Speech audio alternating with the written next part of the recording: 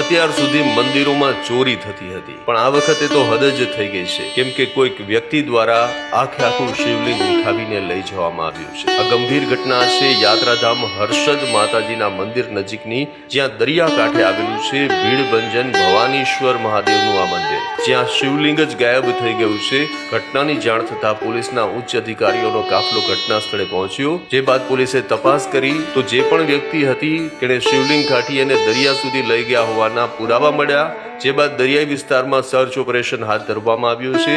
Scuba diver દ્વારા પોલીસે દરિયામાં પણ શિવલિંગ શોધવા માટે કવાયત હાથ ધરી છે। ત્યારે આ ઘટનાને ઘણા લોકો અપશુકન તરીકે જોઈ રહ્યા છે કે કેવો જમાનો આવી ગયો છે, લોકો શિવલિંગને પણ કાઢીને લઈ જઈ રહ્યા છે।